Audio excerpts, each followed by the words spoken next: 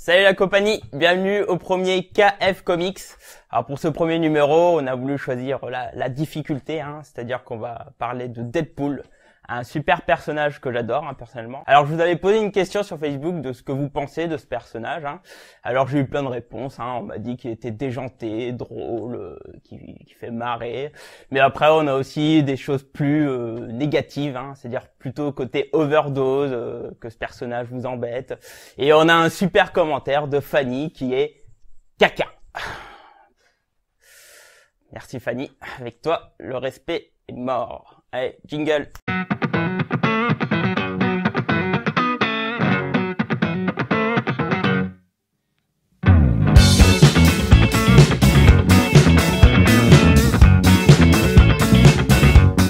Donc pourquoi Deadpool?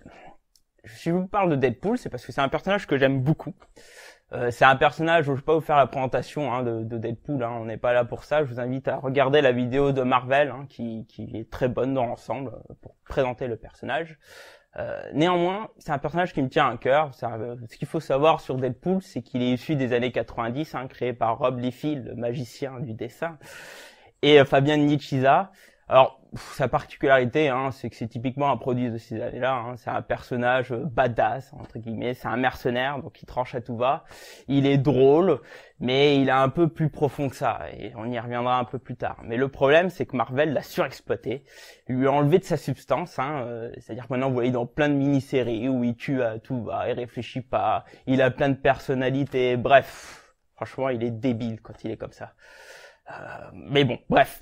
On n'en est pas là pour ça. Moi, si je veux vous parler de Deadpool, je vais vous parler du run de Marvel Now. Donc, en 2012, il faut savoir que Marvel a relaunché son univers avec le Marvel Now.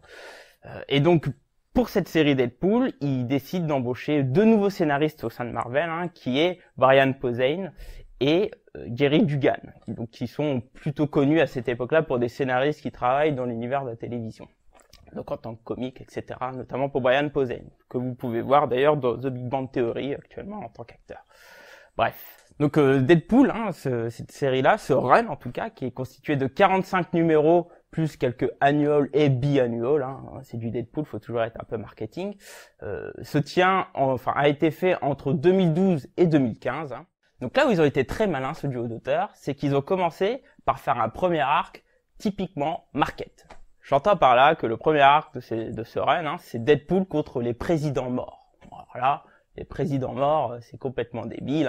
Vous avez des zombies de tous les anciens présidents américains, et donc Deadpool les affronte et tout. C'est drôle, c'est comique, mais en fait, à travers cet arc-là, Brian Posehn et Gerry Duggan vont installer un univers. C'est-à-dire que par là, ils vont commencer à créer des personnages importants autour de Deadpool, à travers cette aventure qui est complètement folle. Ils vont installer différents personnages, notamment un principal qui est très important, qui est l'agent Preston, qui est un agent du Shield, qui sera là tout au long du run, et encore aujourd'hui est un personnage qui est installé dans l'univers. Ce qui est important autour de là, c'est qu'ils vont utiliser ce premier arc pour faire rire, pour s'amuser, et surtout attirer le chaland, à travers un arc très facile à aborder. Par contre, c'est la suite qui devient très intéressante dans ce run, c'est qu'on va avoir un retour vers le sérieux. C'est-à-dire que à partir du second arc, il va aborder des points beaucoup plus dark au niveau de Deadpool. Et c'est à partir de là où ce run commence à devenir intéressant. Donc par la suite, il y aura une mécanique qui va être mise en place par Gerry Duggan et Brian Posehn. C'est qu'ils vont commencer par un épisode flashback dessiné par Scott Koblish, à la manière un peu old school, assez drôle, qui va amener certains éléments, faire un peu de retcon. Et la suite de l'arc va se concentrer autour de ce nouvel élément. Et donc il y a un arc fondateur dans ce run, qui est entre le numéro 15 et 19, qui s'appelle Le Bon, la Brute et le Truand, où on va découvrir qu'en fait Deadpool a peut-être une progéniture. Et c'est très intéressant parce que cet arc-là, il est vraiment très important dans le sens où il va être très noir, mais on va découvrir aussi la vraie facette de Deadpool. J'entends par là que Deadpool, c'est un clown triste. C'est très important de le savoir, ça. À partir du moment où on le saisit, on comprend que Deadpool, en fait, c'est un personnage qui cherche à faire le bien, mais qui a une nature profondément noire. Il va tuer un peu contre son cœur, et puis il va tuer, il va charcuter. Voilà, il charcute. Monsieur Deadpool va charcuter à tout va, mais en fait, il cherche à faire le bien. Et c'est là que ça devient intéressant parce que à travers cette progéniture qu'il va rechercher par la suite, ou aussi par le fait qu'ils vont installer un cast autour, hein, ils vont marier Deadpool avec un personnage très intéressant qui s'appelle Chicla, qui est une espèce de reine des monstres, hein, mais qui est magnifiquement dessinée au passage. Et ben ils vont construire un cast autour de Deadpool où dans ce run, on va voir que Deadpool va essayer de chercher le bonheur alors qu'il ne l'a jamais connu. Il le dit d'ailleurs très clairement vers la fin du run, et c'est ce qui est intéressant.